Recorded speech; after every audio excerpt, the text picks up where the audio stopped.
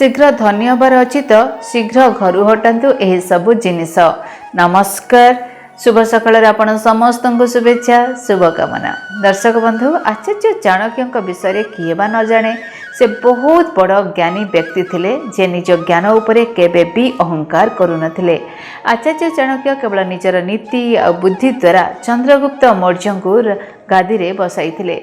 चाणक्य जड़े बहुत सरल व्यक्ति थिले। से जहाँ अनुभव करुथिले से ताहा चाणक्य नीति रे लेखा करुथिले। मनीष जीवन को सुखमय आउ शांति प्रदान करिबा पई से चाणक्य नीतिर रचना करि जाइछन्ति।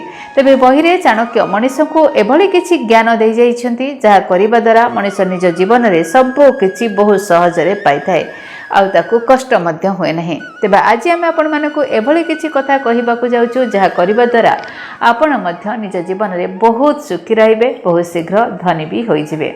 नंबर 1 रे आचार्य चाणक्य कहिचंती मनीष निज जीवन रे केबे भी मिछ कहिबा उचित नुह।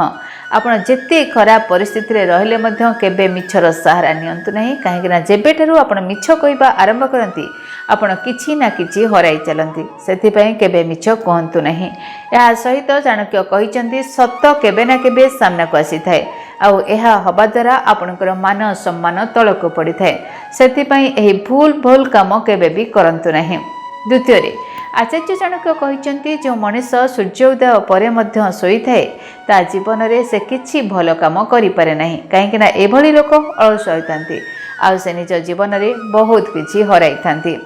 तृतीय रे आचार्य चाणक्य कहिचंती जो व्यक्ति निजको सफा रखंती नाही आ सफा वस्त्र धारण करंती नाही तांको पाखरे माता लक्ष्मी केबे भी आसंती नाही, काहेकि ना माता लक्ष्मी असना जगार रुहंती नहीं। चतुर्थ रे आचार्य चाणक्य कहिचंती जो मनीष सबुदिन ब्रश करे नाही आ जा पाटी सबुले असना रहिताए एही भली व्यक्ति पाखरे माता लक्ष्मी केबे भी वास करंती नहीं। तेणु दर्शक बंधु, आचार्य चाणक्यंकर एही नीतिबाणी को आपण माने मानंतु एवं एहाकु निज जीवन रे प्रयोग करंतु, जहा द्वारा माता लक्ष्मी आपनक उपरे प्रसन्न हबो एवं आपन घर सुख शांति रे भरी उठिबो।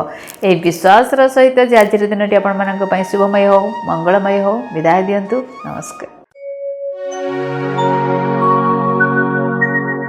डीटीवी ओडिया देखिवा पई सब्सक्राइब करंतु एवं बेल आइकन को मध्य दबाई दियंतु।